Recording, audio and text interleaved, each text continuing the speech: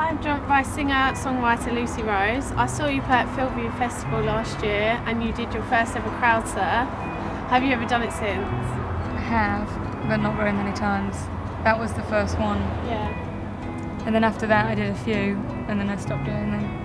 So Fair it's pretty ridiculous. What inspired you to become a musician? I'm not really sure. I mean, I just enjoyed playing music at school and I don't even think of myself as a musician particularly, so, or a singer, definitely not a singer. But it's something I like doing, I suppose. Did you always know you wanted to become a singer? No, because I wasn't very good at singing at school, and my voice was particularly low, so I was always like the tenor. And I think I enjoyed all of it more than I think I was good at it in a way. And then I think just with practice and carrying on with something and playing songs and singing a lot, it's sort of improved. But I definitely wasn't like had a spectacular voice when I was 7 or something like that, which other people did. It's just sort of thing that's just grown, I think. You moved from Warwickshire to London. What made you do that? Well, I'd bought a guitar when I was about 16 and I was just playing little things on it and enjoying it. And then you know, the thought of going to uni, however great uni is, just wasn't something that I was drawn to because there wasn't a subject that I really wanted to do. I think it's my problem. So I just thought I'd go to London and I'd try doing music. It's the thing I enjoy the most in my life at that point. And then I just didn't, you know, I felt like I was enjoying myself and I didn't want to stop and I just carried on with it. How did it feel playing from Reading and Leeds festivals last year to such big crowds?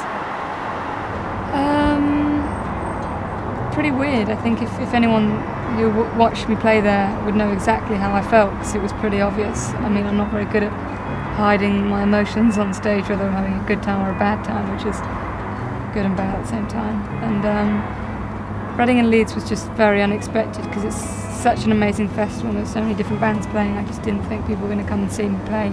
So to have the full tent and people sing along before the album was out was really encouraging. It was amazing. Are you doing a lot of festivals this year?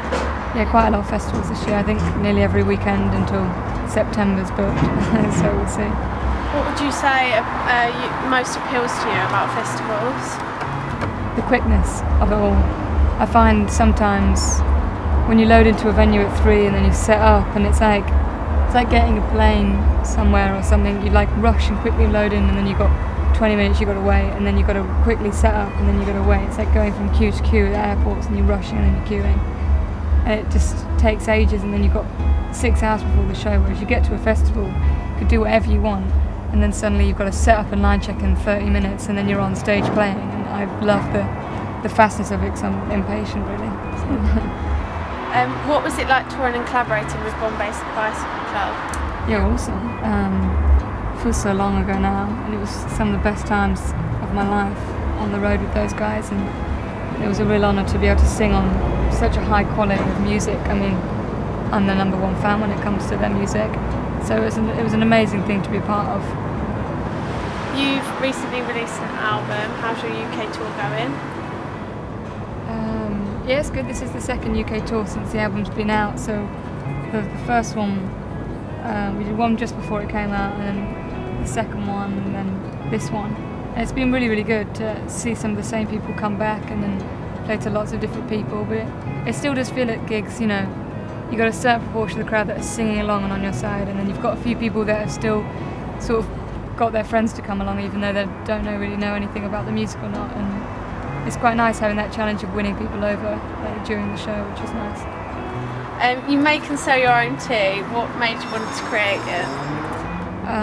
I just like tea and I thought it'd be funny to make this blend, which I drink all the time, which I'm sure lots of people drink, a mixture of Earl Grey and English breakfast, and I just thought it'd be fun. And then the jam was a friend of mine has a charity that makes jam up, so I get involved. You recorded your album from your home in Warwickshire. What made you want to do that? I didn't have any money and I was unsigned, and you know, it's weird because people go, so how's it feel like going back in the studio to start recording your next album? It's like I've never recorded anything in a studio before. I did it in my parents' family room. Like, literally our family room was the whole of the other album was made, so it's quite ridiculous. And yeah, that was just lack of resources really, and wanting to do it even though, you know, trying to just do it myself really. Do you plan on writing a new album in the next year? Yeah, I think we're playing 5.5 new songs tonight, so I'm working on it. And you've just announced that you're going to support City and Colour on tour. Are you excited to go back to the US? Yeah, I mean, that's such a big deal. And yeah, we went to America and did my first like proper tour there for me. And when we're leaving, I was sad thinking, you know, I really hope I get the chance to come back here and do more. So getting the call that City and Colour were going to have us on the road with them was pretty amazing. What is next for you? What is next? What's next for Lucy Rose? I try not to think too far ahead because it freaks me out. But I mean, finish this tour. I can't even believe how long we've been on the road now. We've been on the road since the 14th of February, and it's like we're finishing in June. It's been pretty much a show every night. So I'm looking forward to having some time at home and away.